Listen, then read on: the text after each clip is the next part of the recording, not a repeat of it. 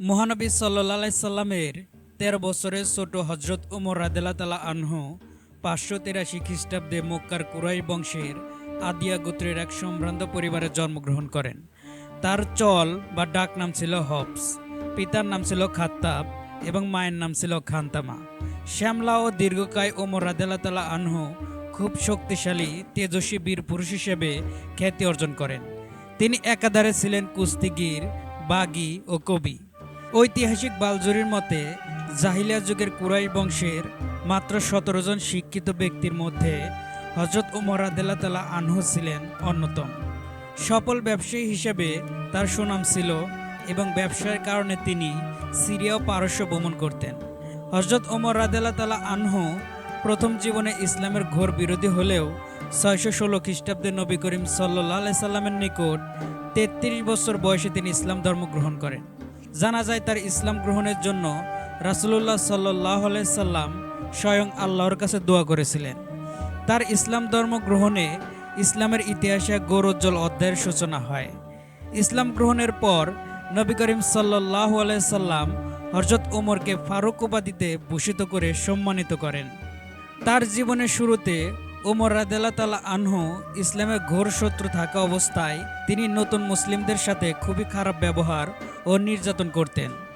জানা যায় বাড়ির চাকরানী ইসলাম ধর্ম গ্রহণ করায় তিনি তার উপর অসহনীয় নির্যাতন করেন। এমনকি তিনি মহানবীর প্রতি এতটাই ক্ষিপ্ত ছিলেন যে একদিন তিনি তার খোলা তরোয়াল হাতে নিয়ে মহানবী সাল্লাল্লাহু আলাইহি সাল্লামকে হত্যার উদ্দেশ্যে রওনা দেয়। প্রতিমধ্যে নাইম বিন আবদুল্লাহ নামক জৈনিক ব্যক্তির সাথে তার সাক্ষাৎ হয়। নাইম তাকে জিজ্ঞাসা করলেন, তুমি কোথায় যাচ্ছ? হযরত ওমর রাদিয়াল্লাহু তাআলা আনহু উত্তরে বলেন, মুহাম্মদকে হত্যা করতে যাচ্ছি। নাইম বলেন, আগে তোমার নিজের ঘরে গিয়ে দেখো, স্বয়ং তোমার ভগ্নিপতি ইসলাম ধর্ম গ্রহণ করেছে। এ কথা শুনে রাগে অগ্নিশর্মা হয়ে তিনি ভগ্নিপতি বাড়ির দিকে রওনা হন। ওমর রাদিয়াল্লাহু তাআলা আনহু এর আগমনের খবর পেয়ে তার ভগ্নিপতি ও তার স্ত্রী কোরআন শরীফের যে অংশটুকু সূরা তাহা পাঠ করতেছিলেন তা লুকিয়ে রাখেন। ওমর রাদিয়াল্লাহু তাআলা আনহু জানতে চাইলেন যে তারা তাদের ইসলাম ধর্ম গ্রহণের কথা সত্য কিনা। জবাবে তারা জানায় তারা ইসলাম ধর্ম গ্রহণ করেছে। এতে অত্যাধিক ক্ষিপ্ত হয়ে ওমর রাদিয়াল্লাহু তাআলা আনহু তাদের উপর নির্মমভাবে নির্যাতন করতে লাগলো, কিন্তু তাতে কোনো ফল হয়নি, কারণ তারা সিদ্ধান্তে অটল থাকলেন। হযরত ওমর বাড়িতে প্রবেশের আগে শুনতে পেয়েছিলেন তারা কিছু পড়ছে। হঠাৎ তিনি বলেন, আমি এখানে প্রবেশের পূর্বে তোমরা যা পড়েছিলে তা নিয়ে আসো তো দেখি। প্রথমে আনতে না চাইলেও পরে তার ভগ্নিপতি তার কাছে কোরআন শরীফ নিয়ে আসেন। তার কাছে কোরআন শরীফ দেওয়ার পর তিনি সেখান থেকে পড়তে থাকেন। কোরআন কিছুটা পড়ে তিনি অত্যন্ত মুগ্ধ হয়ে যান। তিনি বুঝতে পারেন যে আর যাই হোক, এই কোরআন শরীফ কোনো মানুষের হাতের লেখা হতে পারে না। অতঃপর তিনি সেখান থেকে উঠে তরবারি নিয়ে রওনা দেন রাসূলুল্লাহ সাল্লাল্লাহু আলাইহি সাল্লামের উদ্দেশ্যে। হযরত ওমর রাদিয়াল্লাহু তাআলা আনহু এর আসার সংবাদ পেয়ে সাহাবীরা রাসূল সাল্লাল্লাহু আলাইহি সাল্লামকে রক্ষা করার জন্য একত্রিত হন। ওমর রাসূলুল্লাহ সাল্লাল্লাহু আলাইহি সাল্লামের পায়ের কাছে তরবারি রেখে তিনি তাকে ইসলাম ধর্মে দীক্ষিত করার জন্য রাসূল সাল্লাল্লাহু আলাইহি সাল্লামকে অনুরোধ করেন। অতঃপর রাসূল সাল্লাল্লাহু আলাইহি সাল্লাম তাকে শাহাদত পাঠ করিয়ে ইসলাম বরণ করে নেন। এভাবে হযরত ওমর রাদিয়াল্লাহু তাআলা আনহু নবুয়তের ৬ষ্ঠ বছরে ৩৩ বছর বয়সে ইসলাম ধর্ম গ্রহণ করেন। ইসলাম ধর্ম গ্রহণ করার পর রাসূলুল্লাহ সাল্লাল্লাহু আলাইহি সাল্লাম তাকে ফারুক অর্থাৎ সত্য মিথ্যার প্রভেদকারী উপাধিতে ভূষিত করেন। ওমর রাদিয়াল্লাহু তাআলা আনহু এর ইসলাম গ্রহণের ফলে মুসলমানগণ অনেক শক্তিশালী হয় এবং ওমর রাদিয়াল্লাহু তাআলা আনহু এর তেজস্বিতার কারণে কাফেরগণ ভীত হয়ে পড়ে। আর এ সুযোগে মুসলমানগণ প্রকাশ্যে নব উদ্যমে ইসলাম প্রচার শুরু করেন। মহানবীর আদেশে তিনি ২০ জন মুসলমানকে নিয়ে মদিনায় হিজরত করেন। মদিনাতে মহানবী সাল্লাল্লাহু আলাইহি সাল্লাম যখন নামাজের জন্য কিভাবে আহ্বান করা হবে তা নিয়ে চিন্তিত ছিলেন, তখন ওমর ফারুকী আজান দ্বারা নামাজের আহ্বান সংকেত প্রচলন করার পরামর্শ করেন, যা পরবর্তীকালে ঐশীবাণী দ্বারা অনুমোদিত হয়।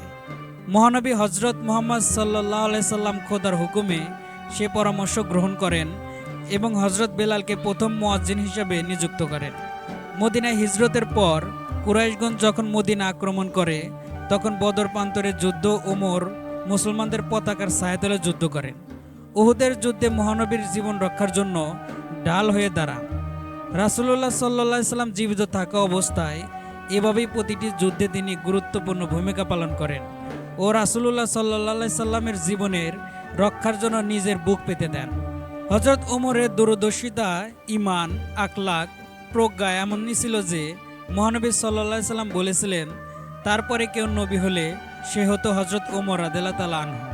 রাসূলুল্লাহ সাল্লাল্লাহু সাল্লামের মৃত্যুর পর যখন মুসলিমদের মাঝে বিশৃঙ্খলতা দেখা দেয়, তখন হজরত ওমর খোলা তরবারি হাতে নিয়ে উদ্ভিদ পরিস্থিতি সামাল দেন। রাসূলুল্লাহ সাল্লাল্লাহু সাল্লাম যখনই আর্থিক তহবিল করার কথা বলতেন, তখনই হজরত ওমর দানের ক্ষেত্রে অগ্রণী ভূমিকা পালন করতেন। হজরত ওমর ছিলেন শ্রেষ্ঠ দানশীলতার একজন। তিনি রাসূলের কোষে অসংখ্য স্বর্ণ মুদ্রা দান করেছেন। হজরত ওমরের দানশীলতা দেখে অনেক মুসলিম দানের প্রতি আগ্রহী হন ও বেশি বেশি করে দান করতে থাকেন। রাসূলুল্লাহ সাল্লাল্লাহু আলাইহি সাল্লামের মৃত্যুবরণ করার পরে যখন মুসলিমদের মাঝে বিশৃঙ্খলতা দেখা দেয়, তিনি খোলা তরবারি হাতে নিয়ে হুঙ্কার দেন, যার ফলে উদ্ভূত সেই পরিস্থিতি নিয়ন্ত্রণ করা সম্ভব হয়। খলিফা হজরত ওমরের দূরদর্শিতার ফলে মুসলিমদের সাম্রাজ্য বৃদ্ধি পেতে থাকে, যা কিনা অন্যান্য যে কোনো সময়ের থেকে বেশি। এভাবে খলিফা হিসেবে হজরত ওমর তার দূরদর্শিতা, একাগ্রতা, বিচক্ষণতার কারণে ইসলামের খেদমত করে গেছেন। ইসলামের দ্বিতীয় খলিফা হিসেবে হজরত ওমর ছিলেন অত্যন্ত বিচক্ষণ। তার শাসনামলে যাবতীয় বিশৃঙ্খলতা তিনি কঠোর হস্তে দমন করেন। ইতিহাস ঘেঁটে দেখা যায় যে মদ্যপানের অভিযোগে সত্য হওয়া প্রমাণিত হয় তিনি তার নিঃসন্তানকে 100 বেতাঘাত করেন। একজন শাসকদের অসাধারণ চরিত্র ফুটে ওঠে এর মাধ্যমে। খলিফা হজরতের এমন অসাধারণ কঠোরতা তার শাসনামলে সকলের মাঝে ব্যাপক প্রতিক্রিয়া সৃষ্টি করে। হজরত ওমরের খেলাফতকাল ছিল সর্বমোট 10 বছর 6 মাস। হজরত ওমর ফারুক রাদিয়াল্লাহু তাআলা আনহু হিজরি 23 সালে 24 জিলহজ তারিখে বুধবার মসজিদের নববীতে ফজরের নামাজের ইমামতি করার জন্য দাঁড়ালে হজরত মুগিরা ইবনে শোবা রাদিয়াল্লাহু তাআলা আনহু এর একজন দাস আবু লুলু বিষাক্ত তরবারি ধারা হজরত ওমর ফারুক রাদিয়াল্লাহু তাআলা আনহুকে আঘাত করলে তিনি গুরুতর আহত হয়ে পড়েন। পরবর্তীতে আহত অবস্থায় 3 দিন অতিবাহিত হওয়ার পর 27 জিলহজ তিনি শাহাদত বরণ করেন। হজরত ওমর রাদিয়াল্লাহু তাআলা আনহুকে মসজিদের নববীতে হজরত সিদ্দিকে আকবর রাদিয়াল্লাহু তাআলা আনহুর কবরের বাম পাশে দাফন সম্পন্ন করা হয়। ইসলামের ইতিহাসে ওতপ্রোতভাবে জড়িত একজন নাম খলিফা হজরত ওমর রাদিয়াল্লাহু তাআলা আনহু, পৃথিবীর শ্রেষ্ঠ দিন পর্যন্ত যার নাম প্রতিটি ইমানদার মুমিনের অন্তরের আকাশে দীপ্তমান নক্ষত্রের মতন দীপ্তিমান থাকবেন। আর তাই তো খলিফা হজরত ওমর রাদিয়াল্লাহু তাআলা আনহু আমাদের অনুপ্রেরণা, আমাদের আদর্শ।